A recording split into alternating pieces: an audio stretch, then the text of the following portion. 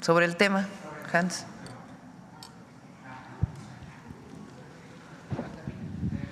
Buenos días, presidenta. Hans Salazar, de Noticiero en Redes. Preguntarle en este tema sobre particularmente el café.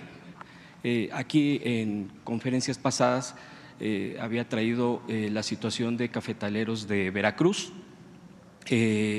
Esto había sucedido por el acaparamiento de la producción de poblaciones allá en Veracruz de empresas transnacionales.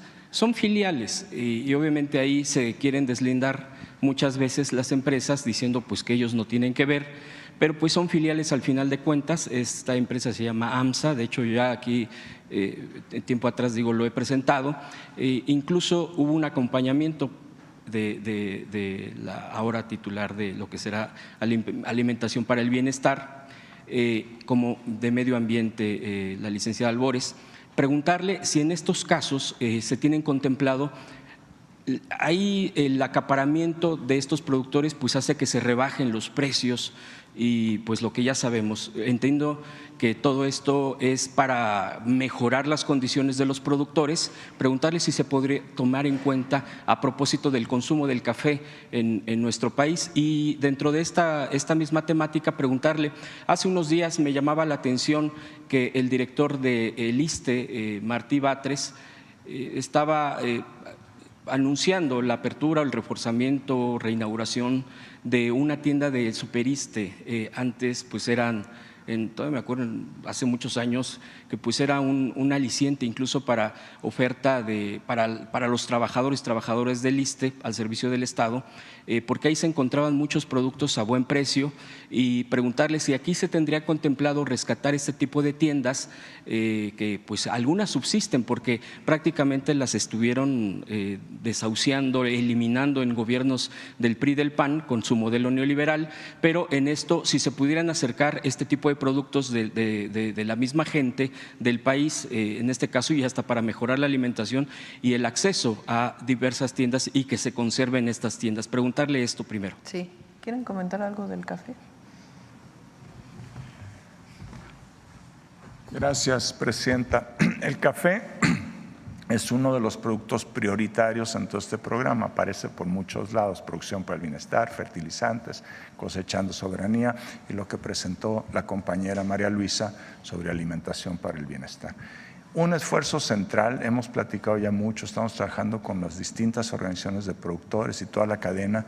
Tenemos que acercar al productor a los mercados, como ha dicho María Luisa Albores, ¿no es cierto? Esa es la clave, que dejen de depender de los intermediarios, y ese es un esfuerzo central en muchos de estos programas. O sea, por muchos lados vamos a estar atacando el mismo problema: fortalecer la comercialización lo más directa posible del productor al consumidor.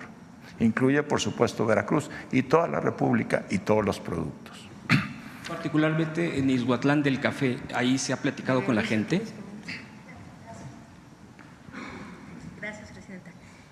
Gracias, Hans. Platicarles un poquito. Sí hicimos el seguimiento con los compañeros de Izhuatlán del Café y a partir de eso nació un certificado que es, nació en la Secretaría de Medio Ambiente y es un certificado de café de sombra.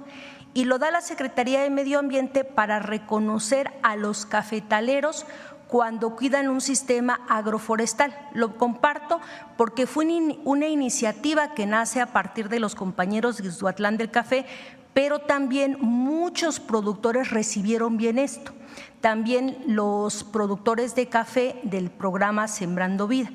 ¿Qué es lo que hace en este caso la Secretaría de Medio Ambiente al reconocer en la Dirección de Agroecología el café de sombra? En México producimos café, pero a través de sistemas agroforestales. No es en el caso de otros países como el caso de Brasil. En caso de Brasil es café a pleno sol y no es la variedad del café que tenemos acá. Allá es robusta.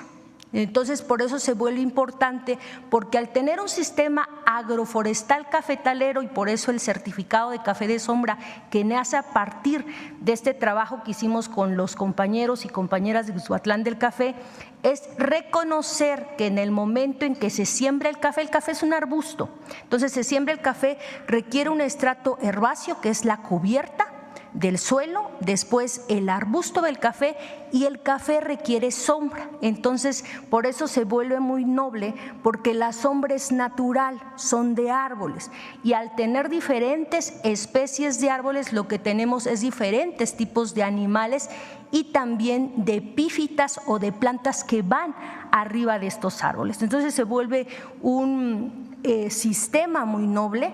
Y quisiera compartirles, los cafetales más diversos del planeta Tierra no están en África, aunque el café viene de Etiopía, están en México, y lo hicieron posible quienes son productores de café y principalmente de las diferentes regiones indígenas de nuestro país. Ese es un regalo que le da México al mundo, el sistema agroforestal cafetalero, el sistema cacautal, como es la milpa también. Es un regalo que se hace. Quería compartir eso. Gracias. Y sobre las tiendas, Presidenta. Sí, otra vez me quedé aquí con el sistema agroforestal. Sí, Presidenta, le preguntaba sobre las tiendas de Superiste. Ah, sí, perdón. Se van a recuperar las que existen todavía. No hay un programa, hasta que no revisemos el programa integral del ISSSTE, del IMSS. Hemos estado trabajando muchísimo sobre el tema de salud y en general de seguridad social, y lo que va a hacer en el ISSSTE es aquellas que existen todavía, esas se van a fortalecer y renovar. ¿Podría explorarse la conexión con este? Sí, por supuesto. Las tiendas del bienestar tienen el objetivo, primero, de dar productos a bajo costo, pero segundo, de generar un mercado directo entre el productor y el consumidor a través de estas tiendas, y particularmente los pequeños productores. Es algo que se perdió porque las tiendas Diconsa ya vendían muchos productos que se pueden encontrar también en un supermercado a más bajo costo, y pueden seguirlo haciendo, pero queremos recuperar la idea original que beneficie al pequeño productor y que beneficie al consumidor, y también a través de alimentación saludable. Presidenta, ¿me permite una segunda pregunta? Sí.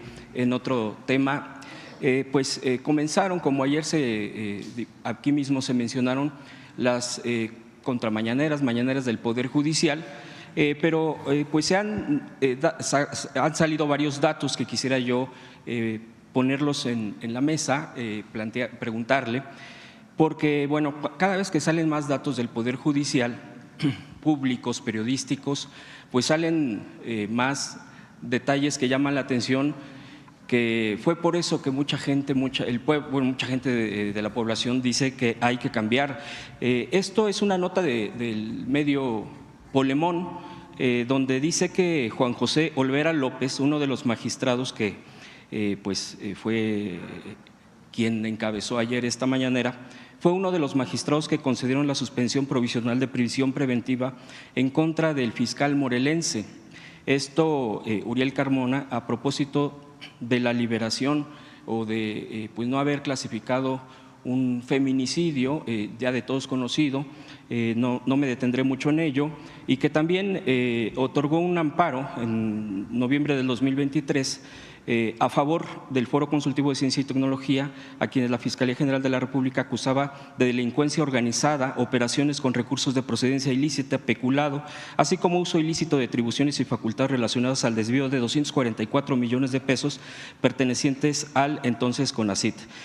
También este magistrado ordenó el archivo de ello. Incluso también este juzgador participó también en el otorgamiento de un amparo al abogado de los expresidentes Enrique Peña Nieto, Carlos Salinas de Gortari y Juan Collado. Esto es con respecto a la mañanera. Yo quisiera preguntarle también, aprovechando lo del Poder Judicial, que pues en la plenaria de la Corte, en el Pleno de la Corte, en reunión privada, no le aprueban o no le autorizan, no le dan el visto bueno a la presidenta Norma Piña, que plantea un presupuesto de 5.922 millones para el próximo año.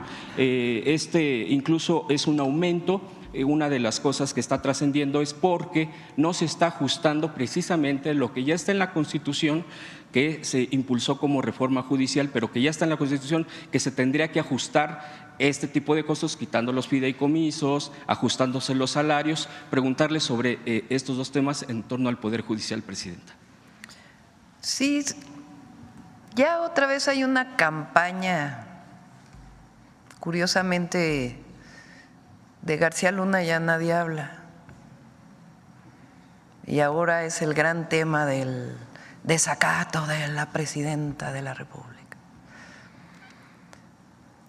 Ayer esta jueza que promueve esta suspensión, que pues ya salió públicamente a través de un medio de Milenio su historial, vocera del Poder Judicial en todos los medios.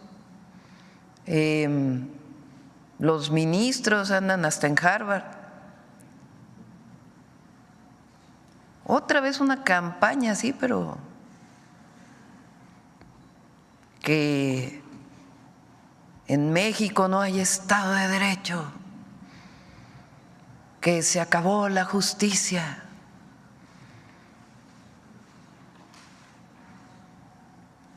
¿Quiénes son los voceros para empezar? Y segundo, quien está violando la ley son ellos, ellas, las y los jueces que están defendiendo estos amparos frente al poder, a la reforma al Poder Judicial constitucional. Dicen que por derechos humanos. ¿Cuál violación a los derechos humanos? Bueno, están en paro y no hay ninguna represión, hacen manifestaciones, no hay ninguna represión. Eso no quiere decir que tengan la razón, por eso hay un debate público. Pero además, el pueblo de México tomó una decisión, que fue la reforma al Poder Judicial. Más personas de las que votaron por nosotros el 2 de junio están a favor de que se elijan a jueces, juezas, magistrados, magistradas, ministros y ministras por voto popular. Entonces, ellos violan la ley de amparo pública y notoriamente, y se les abre las puertas de muchísimos medios. Yo no digo que no les abran las puertas, pero que tengan un balance. La imparcialidad, la objetividad tiene que ver con eso, una posición y la otra. Pero además, si algo estamos haciendo en México, y va a ser un ejemplo al mundo, aunque en Harvard digan otra cosa, la elección del Poder Judicial va a ser un ejemplo, porque es el pueblo decidiendo sus jueces, sus magistradas, magistrados, ministros, ministras de la Corte a partir de un proceso de selección abierto, transparente, público, en donde se tienen que cumplir una serie de requisitos, porque también se dicen muchas mentiras, de que la tómbola fue para elegir los jueces, de que no, fue para definir cuáles plazas se van a poner a votación. Entonces, estamos construyendo un verdadero Estado de Derecho en nuestro país. Y no se nos va a olvidar nunca, porque así llegamos nosotros, que nosotros servimos al pueblo de México. No servimos a unos cuantos intereses. Y frente a quien defiende privilegios como este de el aumento al presupuesto del Poder Judicial, ayer lo presentó Rosa Isela, se ha presentado aquí varias veces en su momento con el presidente López Obrador, ganan más de 700,000 pesos al mes.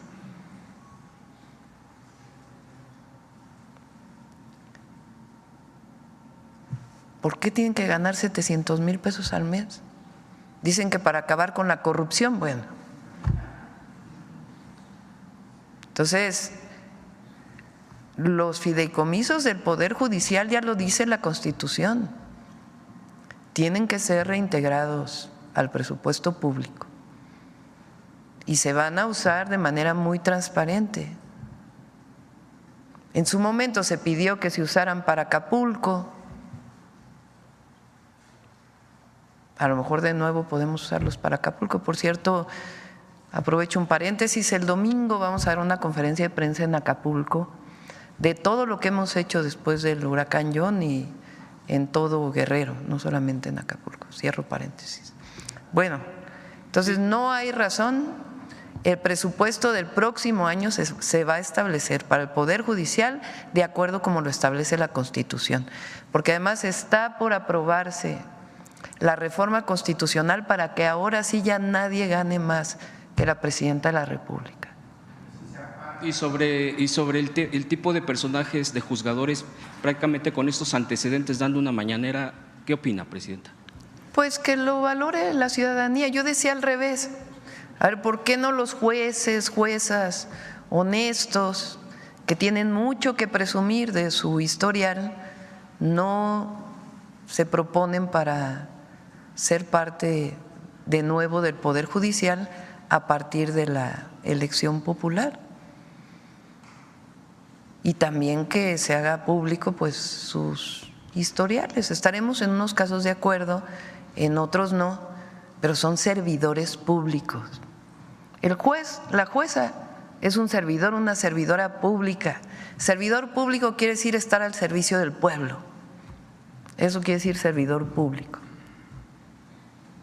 No estar al servicio de un privilegio de unos cuantos. Por último, presidenta, preguntarle sobre que el juzgado cuarto del distrito en materia administrativa, a propósito, otro tema del Poder Judicial que defiende cárteles inmobiliarios, ordena autorizar un cambio de uso de suelo en un área natural protegida en el bosque de Chapultepec para construir una torre de departamentos de lujo.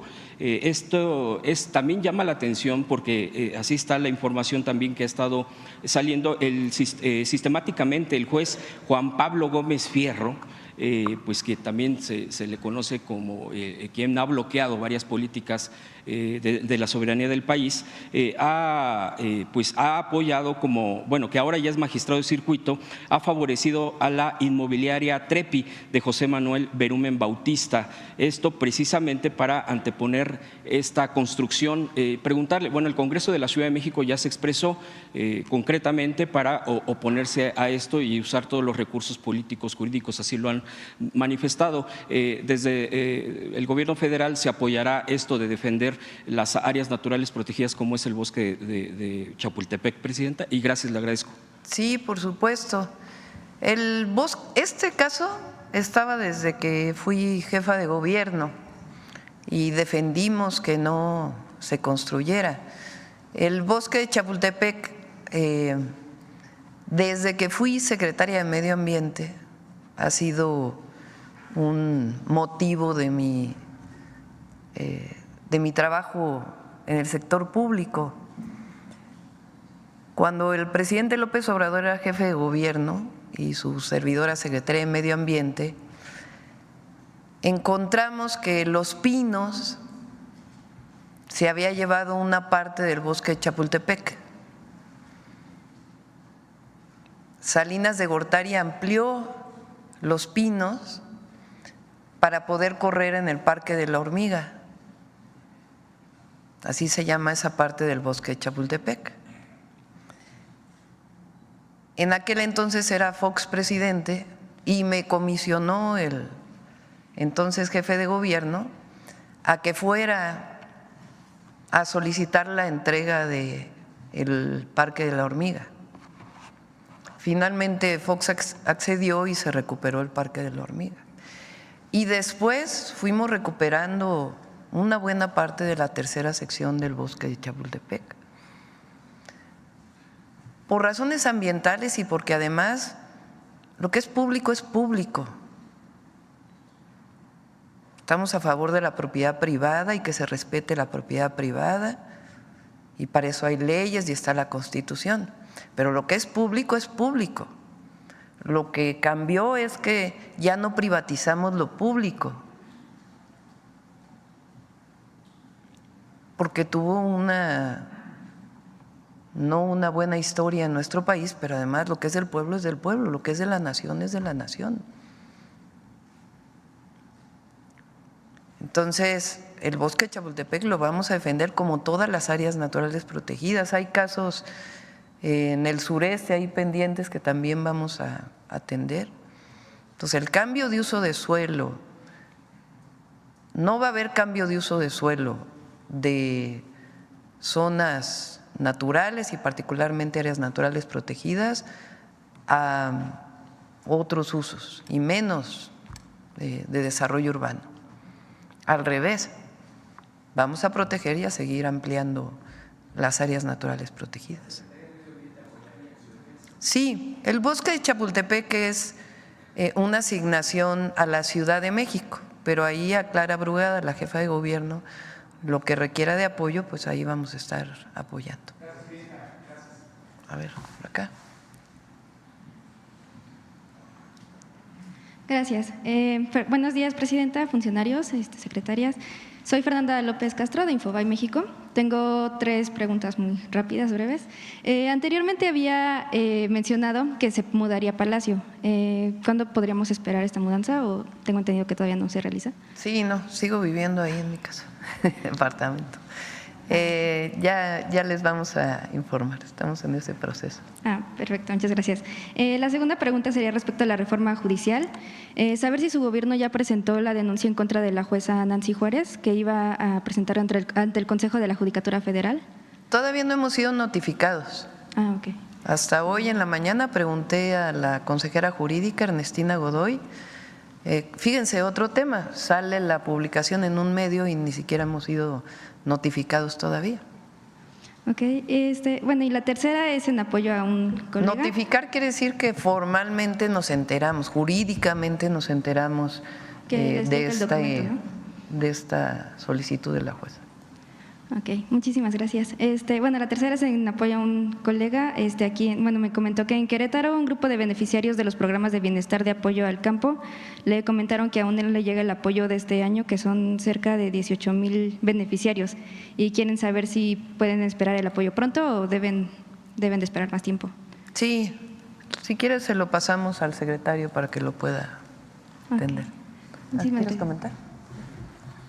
Muchas gracias. Sí, en efecto, hay un rezago en algunos estados. Estamos ya trabajando por instrucciones de la presidenta con la subsecretaría de egresos para ver cómo podemos movilizar los recursos lo antes posible y atender ese compromiso que sí existe. Muchas gracias. Por acá. Doctora, buen día. Carlos Guzmán de 4 Media Telecomunicaciones. Pues nada más para precisar, ayer la jueza Nancy Juárez decía que eran los artículos 147 de la Ley de Amparo, 103 y 107 constitucionales, que supuestamente esos últimos dicen que tiene como facultad exclusiva el Poder Judicial el poder, en palabras llanas, tumbar o suspender reformas de este tipo por ser facultad exclusiva del Poder Judicial. Aquí sí sería bueno que si pudiera venir la consejera jurídica, que es senadora con licencia y también fue presidenta de la Comisión de Puntos Constitucionales, a que nos aclarara esto nada más. Ahora vuelve a poner el artículo 61. Por cierto, miren, No, sí. ahí está un diario oficial, ¿no? A ver, pásenme. No sé quién lo tiene. Sí, es lo que mencionó la jueza el día de ayer. Y bueno, en lo Pero, a ver, por supuesto que cada poder tiene sus atribuciones, pero hay artículos en las leyes que son muy claros,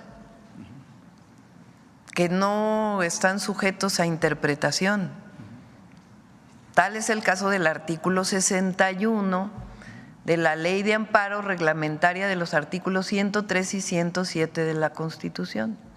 Artículo 61. El juicio de amparo es improcedente. 2 puntos. 1. Contradicciones o reformas a la Constitución Política de los Estados Unidos Mexicanos. Díganme ustedes qué interpretación tiene eso. es llano, simple llano, punto. O sea, ¿de dónde podemos? No dice ahí, salvo en los casos de reformas al Poder Judicial. No, no lo dice. Dicen cualquier reforma constitucional. Tampoco dice salvo en los casos que me afecte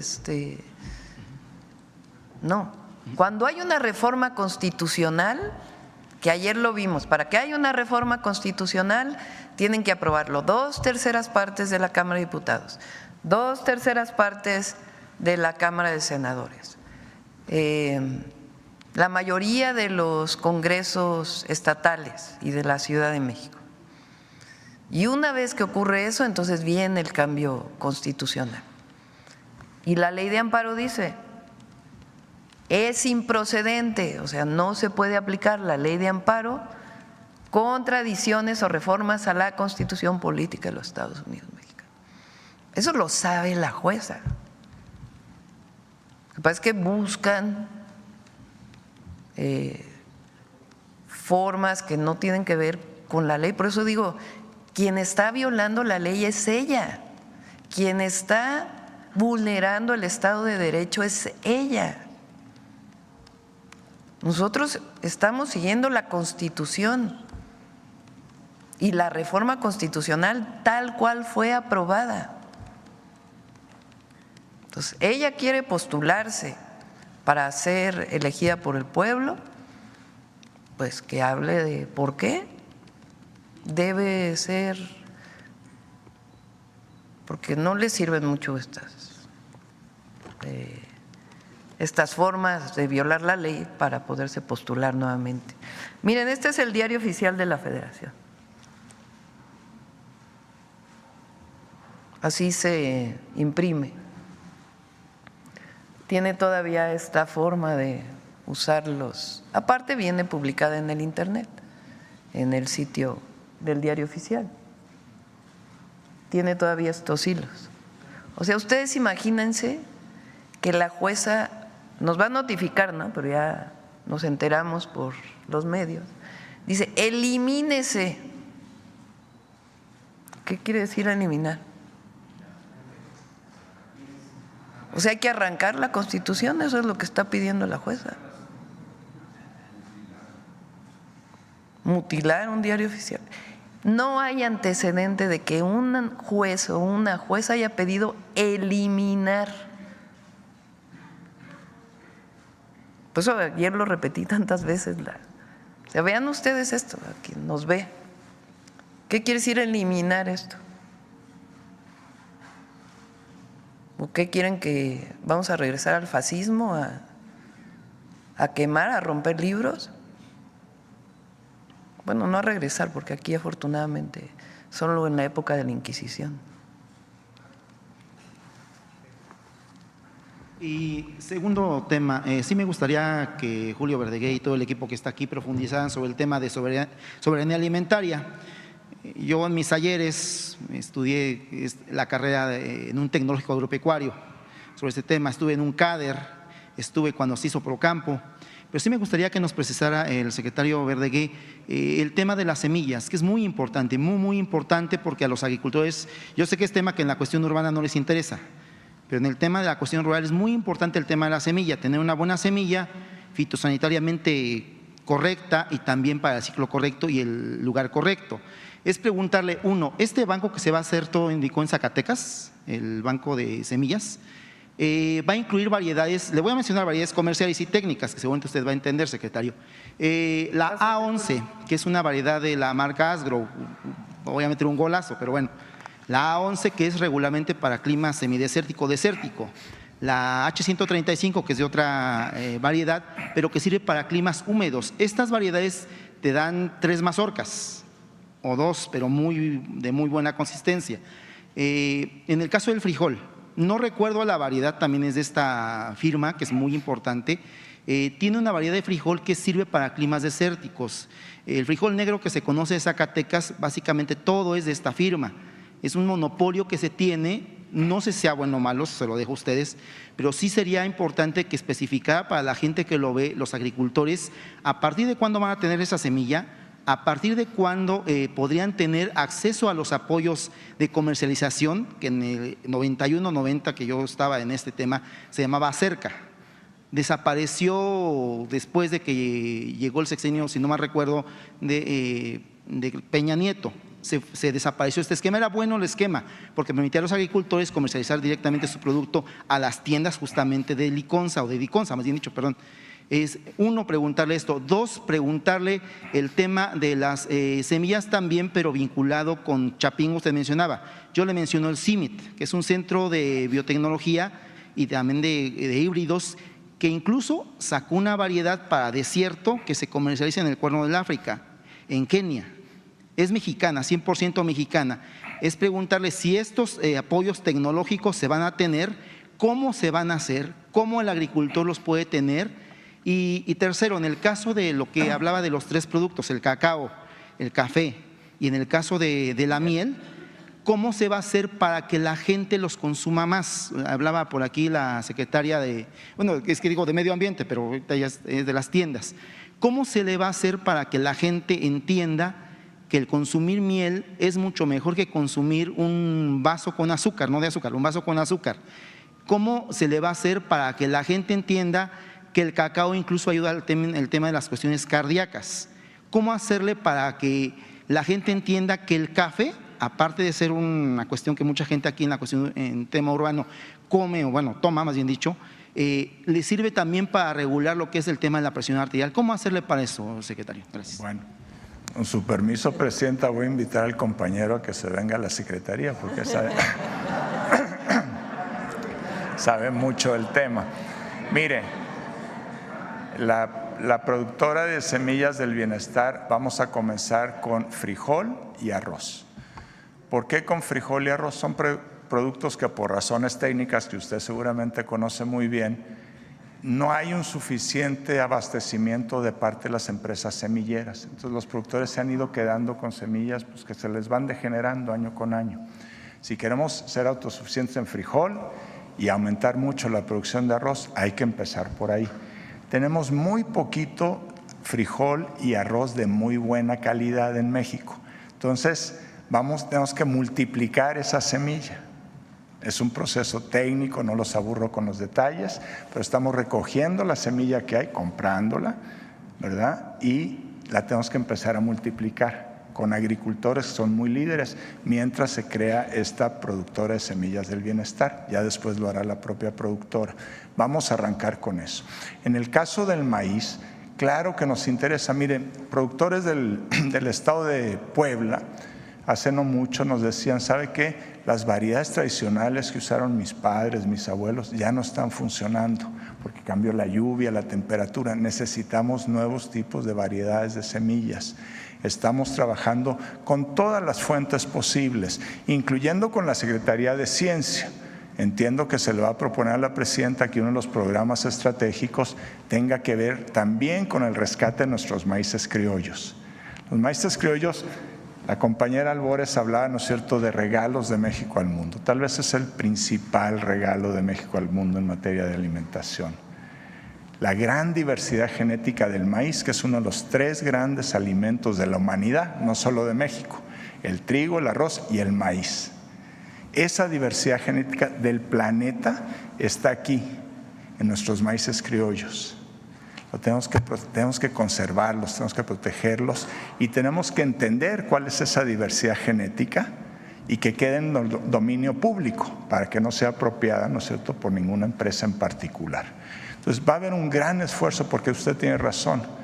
Cuando uno estudia agronomía, y todos los agricultores lo saben, le dice, la clave empieza con la semilla, el suelo que tenemos que conservar, hemos dañado mucho nuestros suelos, y el agua. Si logramos semilla, suelo y agua, vamos a subir la producción de maíz, de frijol, de arroz y de otras producciones. Las empresas privadas tienen su papel y está muy bien, no tengo ningún problema. Nosotros tenemos que entrar ahí donde las empresas privadas no están proveyendo, particularmente a los pequeños productores y medianos productores. Ahí tiene que entrar el Estado porque no pueden quedar en la simple indefensión. Muchas gracias. Bueno, tiene que ser gradual. Si tuviéramos mucha semilla de calidad, pues arrancamos con todos, pero es muy poquita que ha quedado en México de muy buena calidad. Entonces hay que irla multiplicando. Todos los años vamos a ir aumentando y pudiéndosela dar todos los años a los agricultores. En un esquema que estamos planteando, la Federación va a subsidiar parte del costo de esa semilla. Esperamos que los gobiernos estatales nos acompañen y el productor va a pagar una proporción menor del costo de esa semilla. Y de ahí en adelante, todos los años hay que inyectar estas semillas de buena calidad a los sistemas productivos de México. Arrancamos ya el próximo año con lo que tenemos. No, estamos explorando todas las opciones de acuerdo a las realidades y necesidades de cada zona productiva. No es lo mismo el arroz en Zacatecas que lo que queremos hacer, por ejemplo, en Tabasco, en Veracruz, ¿no es cierto? México tiene una enorme diversidad y tenemos que asegurarnos que hay variedades adecuadas a las distintas realidades. ¿Perdón? Que no son transgénicos. No, eso sí. Maíz transgénico no existe en México ni va a existir, ¿no es cierto? El compromiso en maíz blanco de ninguna manera es transgénico, ni será transgénico, ni lo vamos a promover ni a permitir. Eso es una realidad que no se va a mover. Y el frijol, no hay transgénicos de frijol, entonces seguimos avanzando con las variedades que existen.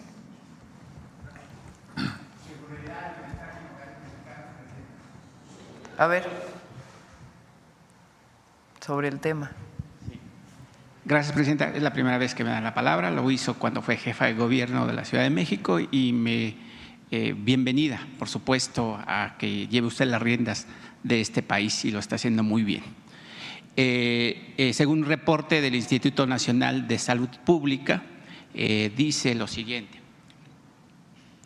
Actualmente 59,1% de los hogares mexicanos no tienen los recursos suficientes para obtener una alimentación suficiente en cantidad y calidad.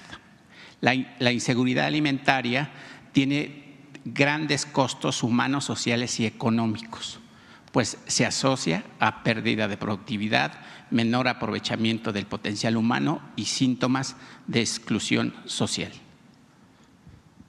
Presidenta, 6 de cada 10 hogares mexicanos. ¿Cuál es la fuente, dices? El Instituto Nacional de Salud Pública. 6 de cada 10 hogares mexicanos tienen inseguridad alimentaria. La pobreza y la falta de empleo son causas estructurales de inseguridad alimentaria. La inseguridad alimentaria disminuye el potencial humano y crea síntomas de exclusión social. Se lo digo, Presidenta, porque la administración pasada con el ahora expresidente Andrés Manuel López Obrador, pues tuve la oportunidad de viajar y visitar a la comunidad de Rarámuris. Los rarámuris, como usted lo sabe y lo sabe bien, pues además de padecer explotación laboral en los campos de Sinaloa, por supuesto de la Baja California y la Baja California Sur, Sonora, también enfrentan grandes problemas de desnutrición, grandes problemas de alcoholismo, padecen enfermedades hepáticas, consecuencia de la ingesta de alcohol. ¿Cómo será la estructura o la brecha para disminuir esa desigualdad alimentaria, aunque en México también se desperdicia el 40% de los alimentos que se tiran en diferentes áreas, sobre todo en centrales de abastos? La primera pregunta. Bueno, primero hay que poner en contexto, porque una disminución de la pobreza reconocida por el Banco Mundial de 9 millones de mexicanos y mexicanas, tanto en ingreso como en otras variables. Eso por un lado. Entonces, ¿qué es lo que estamos planteando? Son, primero, fortalecer la soberanía alimentaria y también la autosuficiencia de ciertos productos, que no es lo mismo, particularmente frijol, arroz, otras verduras y, por supuesto, maíz blanco. Ese es un tema. Para ello, pues hay que apoyar al pequeño, al mediano productor, porque el gran productor pues tiene sus propias condiciones y no es necesario apoyarlo. Tienen sus propios mercados, muchos de ellos son de exportación y va a seguir existiendo eso. Lo que queremos es fortalecer el apoyo al pequeño y al mediano y, como bien ha señalado el secretario de Agricultura, fortalecer las capacidades para producir semillas y fomentar la producción agroecológica, además de los fertilizantes que se están dando a través de fertilizantes para el bienestar. Ahora, por otro lado, lo que queremos es fortalecer la buena alimentación, la alimentación saludable, que es motivo de lo que ayer expresó Mario Delgado, secretario de Educación, de prohibir los alimentos chatarra y de hacer una campaña muy fuerte de educación. No es que se vayan a evitar que se vendan, pero que las mexicanas y los mexicanos, independientemente del nivel socioeconómico que tengamos, sepamos lo que significa ingerir tanta azúcar, sepamos lo que significa ingerir tanto alimento procesado y que regresemos a la alimentación saludable, que al mismo tiempo fortalece a nuestros campesinos y campesinas y a la producción agropecuaria nacional. Ahora, hay comunidades, como bien dices, la Rarámuri, muchos de ellos son jornaleros y jornaleras agrícolas y ese es un sector que queremos atender.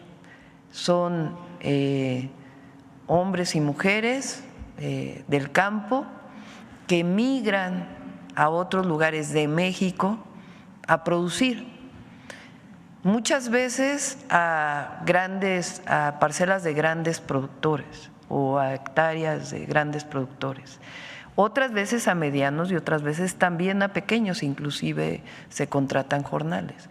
Vamos a empezar por aquellos que se contratan a los grandes productores, porque tienen que tener todos sus derechos sociales. El que trabajes en el campo no quiere decir que no tengas seguridad social, no quiere decir que no tengas acceso a la educación, no quiere decir que no tengas acceso a una guardería si son niños pequeñitos, sobre todo en lugares en donde se utilizan productos agroquímicos que pueden hacer daño a la salud, sobre todo a los más pequeños. Entonces está trabajando todo el gabinete para una propuesta particular para las y los jornaleros agrícolas, que es donde se concentra además una parte de la pobreza extrema todavía en México y particularmente en las comunidades indígenas. Y una de ellas es fortalecer la producción de sus propias parcelas, que no tengan que emigrar y que puedan vivir a partir de la propia producción. Ese es uno de los grandes objetivos de Sembrando Vida, que te quedes en tu parcela cultivando y al mismo tiempo reforestar y recuperar la biodiversidad de México. El tema de los rarámuris, que dice usted que va a hacer un enfoque especial para la atención, si pudieran ahí tomar mi opinión en el tema de que los rarámuris también sufren un grave problema, además de la alimentación y la falta de atención, pareciera que no fuesen mexicanos.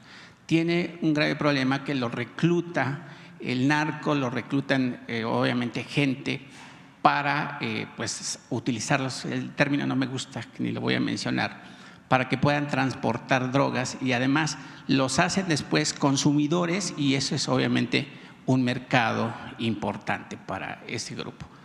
Sí, se avanzó con el presidente, hay que decirlo, sí, López claro. Obrador, pero todavía hay que seguir trabajando.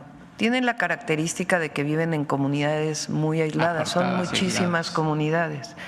Entonces, tanto caminos como otras acciones de bienestar que son indispensables desarrollar. el solo hecho de que los programas de bienestar hayan llegado a las comunidades rarámuris es importantísimo. Las y los adultos mayores tienen su apoyo, las y los niños, la mayoría de ellos tienen apoyos para ir a la escuela, porque en el caso de comunidades indígenas es universal la beca para niños y niñas, y ahora la vamos a fortalecer. Entonces sí vamos a trabajar ahí y en otros lugares. Perdón por no presentarme, soy Marco Antonio Olvera del periódico digital Hidalgo News y del canal México News World. Una segunda pregunta, Presidenta, si me lo permite. Prácticamente usted está llegando al mes de haber llegado al poder. Todavía me falta una semana. Pero prácticamente lleva 3 semanas, está a una semana de trabajar como Presidenta de la República. ¿Cómo se siente con esta asignación, con esa decisión que tomó el país? Más de 60 millones de mexicanos que le dieron su voto, su confianza. ¿Cómo se siente usted con esa designación? Ahora está sufriendo un embate del Poder Judicial encabezado por el cártel de la toga, por supuesto desde la Suprema Corte de Justicia de la Nación. ¿Cómo se siente? Porque usted también vivió cuando Andrés Manuel López Obrador quiso ser desaforado por Fox cuando abrió un simple camino para la entrada a un hospital. ¿Cómo se siente en estas 3 semanas de estar al frente del Poder de México? El pueblo de México nos eligió para servir al pueblo. Y durante 6 años, pasando por la revocación de mandato, es nuestra tarea fundamental, servir al pueblo. Y mientras estemos cerca del pueblo y sirviendo al pueblo, nos va a ir bien a todos y a todas, y también personalmente. No hay nada más hermoso que servir. Y por eso me siento afortunada. Pero además me eligieron 36 millones de mexicanos y tengo que gobernar para todos y para todas, pero con un proyecto de nación.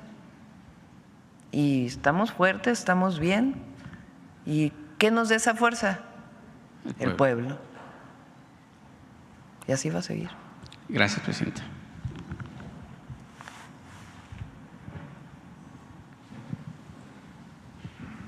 Buenos días a todas y todos. Carlos Navarro de Heraldo Media Group. Doctora, con este plan en la búsqueda de la soberanía alimentaria, ¿en cuánto tiempo estiman que los mexicanos puedan palpar estos resultados de este plan en búsqueda de la soberanía alimentaria, doctora? Gracias. La soberanía alimentaria es un proceso que no termina nunca. Si cada día cuidamos más nuestros suelos, somos más soberanos.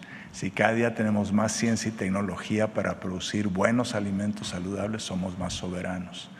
Lo que queremos, ¿no es cierto?, es que a lo largo de este sexenio, lo que ya dije, las personas que viven y trabajan en el campo, que nos dan de comer, vivan mejor. ¿Cuándo se empieza a sentir eso? Ya se está sintiendo con el gobierno del presidente Andrés Manuel López Obrador, y todos los días seguiremos avanzando. El agua, pues ya estamos arrancando, ya estamos trabajando con los distritos de Río con agua para preparar este enorme programa de tecnificación. Eso arranca el próximo año, de cientos de miles de hectáreas que vamos a tecnificar. Eso es soberanía alimentaria. Ya vamos a cuidar más los bosques, vamos a bajar la deforestación causada por cultivos, incluso algunos de exportación, y por la ganadería. Todo eso es soberanía alimentaria. No es que hoy hay y mañana, hoy no hay y mañana sí hay. Es un proceso que todos los días vamos a avanzar en todos los programas que he dicho. Y cada avance de esos programas es un poco más de soberanía alimentaria. Y autosuficiencia, pues en maíz ya lo somos, y ahí lo importante es cuidar esa posición.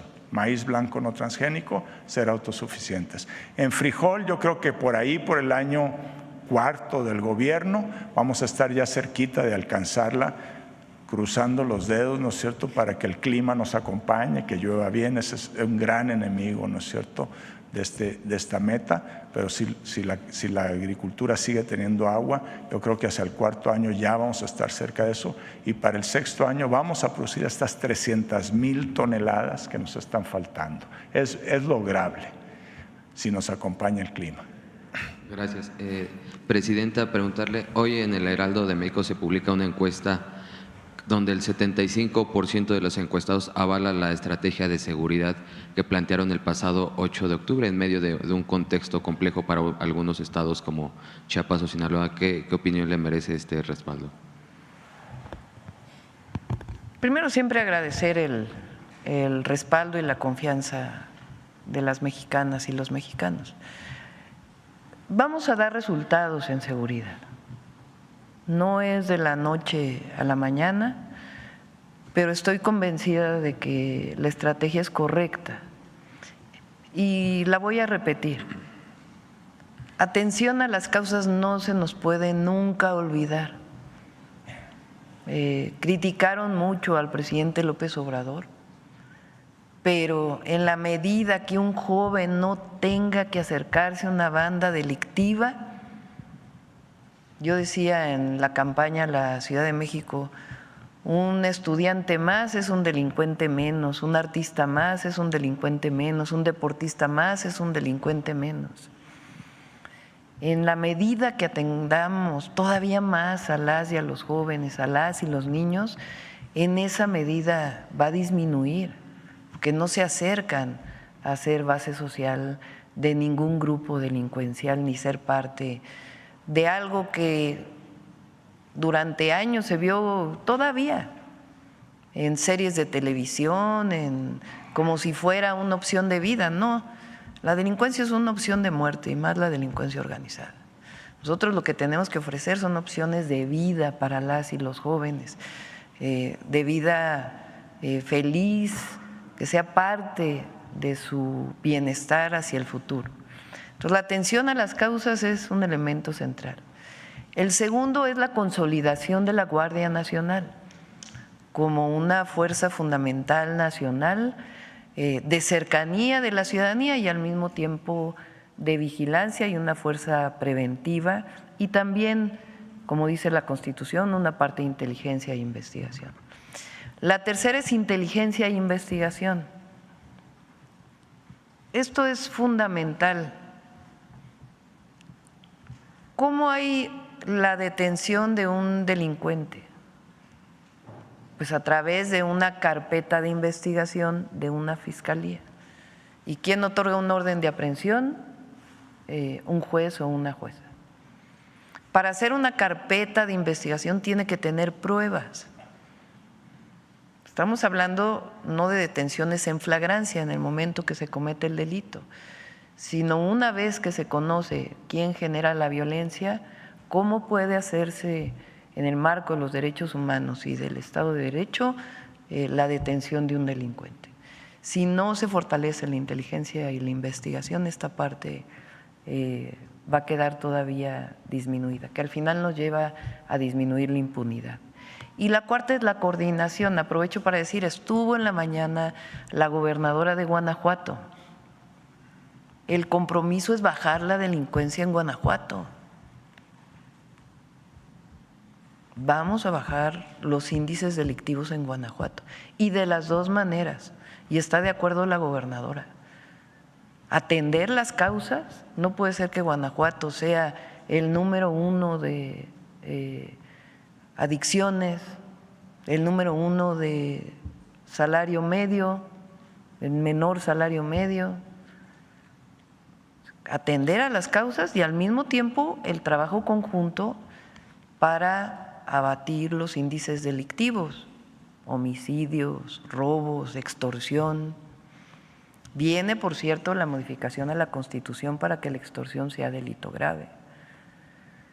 Entonces, es una estrategia que va a dar resultados poco a poco y consolidar nuestro gabinete y la coordinación con las fiscalías también y un poder judicial pues que no esté dando amparos al por mayor para que salgan los delincuentes.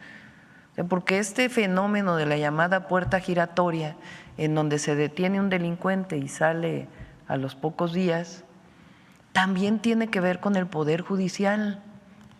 El Poder Judicial también tiene una responsabilidad en la pacificación del país.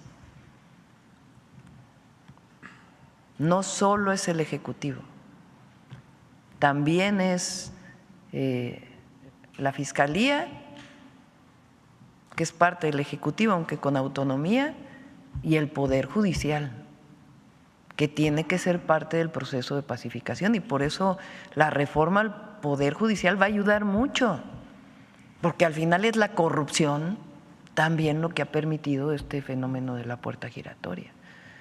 Entonces, decirle a la gente que vamos a trabajar, que no es el regreso de la guerra contra el narco, no queremos eso, pero sí una estrategia que tenga atención a las causas y disminuir la impunidad. Gracias. También preguntarle… ¿En Guanajuato se van a reforzar la seguridad en algunas ciudades? ¿Va a haber más? Se está trabajando en particular en Celaya, en León, pero no solamente, porque a veces te concentras en unos municipios y puede irse la delincuencia a otros. Entonces, en este momento, desde que llegamos, en Celaya ya venía desde antes y en León se entró con un programa de atención a las causas muy importante, desde la administración anterior. Y ahora estamos fortaleciendo el trabajo, particularmente en estos dos municipios, pero no solo, es un trabajo integral para todo el Estado. Presidenta. Sí, el fiscal se va, ya lo dijo la gobernadora, va a presentar su renuncia, es lo que ella planteó, no lo dijo solo aquí, sino ya lo había manifestado públicamente, y qué bueno, porque requiere también sanearse la Fiscalía. Preguntarle, Presidenta, de acuerdo con datos del INEGI, para ser precisos, del indicador de actividad económica, señalan que hubo una contracción tanto en septiembre como en agosto en la economía, principalmente las actividades secundarias, si les han entregado algún reporte y de qué forma revertir esta tendencia en la economía. Hay una disminución particularmente en sector primario y tiene que ver con la sequía principalmente de los últimos 2 años. El próximo año va a ser mejor por las lluvias y además lo que queremos, el presidente amplió, López Obrador, los distritos de riego y eso va a ayudar mucho.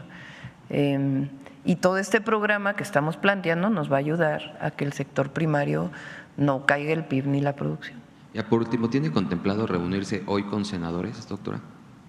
No, ellos van a tener una reunión, lo leí no me acuerdo en dónde, con Morena, van a tener los senadores y diputados de Morena con la presidencia de Morena. Entiendo que va a haber una reunión, pero no. Ya, partido es partido y gobierno es gobierno. Acá. Ya son 9:10, ya vamos a ir cerrando. Gracias, doctora. Eduardo Ortega, del periódico El Financiero. En primer lugar, quiero preguntarle en torno a los comités de evaluación que forman parte de la reforma del Poder Judicial, que tienen que instalarse, entiendo que es antes del 31 de octubre. Entonces, en este contexto ya hay una disputa entre diputados de Morena y senadores de Morena, de que a quién le tocan 3 y a quién le tocan 2. Entonces, en ese sentido, me gustaría preguntarle qué llamado les haría ante este choque o disputa que tienen los diputados y los senadores de Morena. No tengo conocimiento de que haya conflicto ahí. Hay muy buena relación entre todos los legisladores de Morena. Digo, puede haber algunas diferencias, es normal, pues claro. Pero así de que hay un choque y eso, no. En ese sentido, ¿cuándo el Ejecutivo ya tendría los nombres o los daría a conocer? Sí, pues la próxima semana es 31. ¿Qué día es miércoles? El jueves es 31 y antes de eso estaríamos dando a conocer los 5 nombres. Muy bien. Por otro lado, quisiera preguntarle en torno a la depreciación del peso, que en los últimos días pues ya está en 20 pesos, y también en torno a que ha habido un recorte en la proyección del crecimiento para el 2025. Entonces, ¿qué es lo que tiene usted que está viendo, que está pasando? Sí, son varias razones. La mayoría internacionales, no tienen que ver con la economía mexicana. De acuerdo con lo que me informan, una parte tiene que ver con las modificaciones de tasas en Japón que afectan los capitales en todo el mundo o el movimiento de capitales en todo el mundo. Y la otra también, según plantean algunas declaraciones de uno de los candidatos a presidente de los Estados Unidos,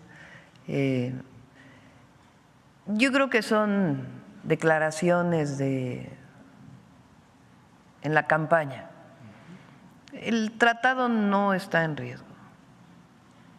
Lo vimos aquí con las y los empresarios estadounidenses.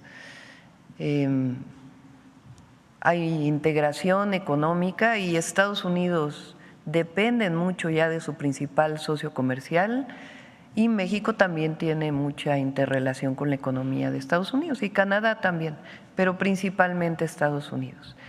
Y como lo dijimos ahí, estuvimos totalmente de acuerdo, no es que haya competencia entre México y Estados Unidos, ni en la industria automotriz. Nos complementamos en el marco del tratado. Y lo que queremos pues es seguir ampliando este proceso hacia todo el continente. Entonces, independientemente de quién gane la elección en Estados Unidos, que ya va a ser pronto, va a haber una buena relación, estoy segura de ello, porque hay integración y además lo sabe tanto la candidata del Partido Demócrata como el candidato del Partido Republicano. Ok, doctora, a partir del asesinato del sacerdote Marcelo Pérez, se ha manejado una idea de que de expertos de que en Chiapas estaría en puerta lo que llaman una guerra civil. ¿Usted qué piensa de esto? No, no lo creo. Por la información que tenemos, es importante trabajar para que no vuelva a ocurrir una situación así y que no haya desplazamientos y pacificar y evitar extorsiones y delitos que se están presentando. Para ello estamos trabajando con los gobernadores, digo los porque es el actual y el que va a entrar. Y quiero comentarles que en el caso de la muerte del padre ya se atrajo la investigación por parte de la Fiscalía General de la República. Muy bien, y finalmente, aprovechando que puedo preguntarle, ayer hubo una reunión con industriales en Monterrey, Nuevo León, y ellos lo percibieron, o bueno, se percibe como un desaire de parte de su gobierno porque no asistió ninguno de los funcionarios. No sé si usted tuviera una posición al respecto. Tenemos muy buena relación con CAINTRA y con los empresarios de Monterrey. Estuvo aquí su presidente en la reunión. Me reuní con ellos en campaña, incluso como presidenta electa, y no hay ningún desprecio, ni mucho menos. No sé, revisaría si es que no asistió nadie del gobierno federal, pero vamos a trabajar muy bien con el sector privado en México, se va a trabajar bien. Como yo lo comenté, hay cosas en las que no estamos de acuerdo, pues es una democracia. No pasa nada, no necesitamos estar de acuerdo en el 100%, pero estamos de acuerdo en fomentar la inversión, estamos de acuerdo en erradicar la corrupción, estamos de acuerdo en simplificar los trámites, estamos de acuerdo en este programa que hemos presentado de polos de bienestar que permitan la relocalización de las empresas. Entonces no va a haber ningún problema. Y nuestro papel fundamental pues es el bienestar del pueblo de México. Y ahí la inversión también es importante. No es el pasado en donde el gobierno estaba al servicio de unos cuantos, pero nuestra función como gobierno es trabajar con todos y con todas y principalmente para el que menos tiene. Muchas gracias, doctora. Gracias. A ver, ya la última por aquí y ya cerramos. Gracias, presidenta. Buenos días. Soy Rosia Jardines de Teleurban y W Radio. Preguntarle, yo comprendo que no se puede hablar en esta materia de seguridad de tiempos. Sin embargo, me imagino que ante este proyecto de estrategia de seguridad sí se plantearon porcentajes, si pudiera compartirnos cuáles son los porcentajes, a lo mejor de forma anual o a los 6 años, para poder ver esta disminución de los delitos. Eso en primer lugar, y también preguntarle la situación situación en Sinaloa pues parece ser que se está pues todavía creciendo más la inseguridad. Incluso hay pues encuestas, la encuesta nacional de seguridad pública y urbana indica en el tercer trimestre que aumentó para la población la percepción de inseguridad en distintas partes de Sinaloa y otros estados, y también particularmente en el estado de Sinaloa, más allá de lo que ya nos ha comentado, que va a mantener esta actuación de los 4 ejes, saber cómo se va a apoyar también a los comerciantes. Hay pues pérdidas importantes, 300 comercios cerrados, 14,000 millones de pesos perdidos, más de 1,500 empleos que también se han perdido por esta situación de inseguridad. Incluso hasta en los deportes ha habido modificaciones porque no pueden realizarse algunos eventos en algunas partes de Sinaloa. Entonces, a ver si va a haber alguna estrategia del gobierno, Presidenta, para poder ayudar en este sector. Hay estrategia. Miren, esta es la encuesta que salió ayer del INEGI. Percepción social de inseguridad. Es el punto más bajo desde… Ayer lo comentó Jesús en esta gráfica está 2013, ¿no? Desde el 2013 al 2024, para quien nos escucha, ¿qué quiere decir esta encuesta? Es una encuesta que hace el INEGI y le pregunta a la gente en el momento si se siente seguro o no. Eso es percepción. Entonces, en el país, la gente se siente más segura ahora que en el 2018. Es más, que en el 2013. ¿Y qué pasará entonces en estas ciudades, Presidenta? Porque según esta encuesta… Pues hay que recordar qué fue lo que pasó en Sinaloa, de nuevo. ¿Y por qué se da o sea, todavía no hay la explicación de parte de Estados Unidos? Y vamos a seguir insistiendo en ello. ¿Les va a dar algún tiempo a Estados Unidos, Presidenta? No, pues para que depende respondan? de ellos. Pero eso no quiere decir que nosotros quitemos el dedo del renglón. ¿Cómo fue que se dio esta detención? Porque ¿Será básico para la relación? Hay coordinación y va a seguir habiendo coordinación, pero tiene que haber coordinación, tal cual. Y en el caso de Sinaloa, por supuesto que vamos a proteger a la población, por supuesto. Pero Sinaloa pues es un caso especial por lo que ocurrió hace 2 meses ya prácticamente.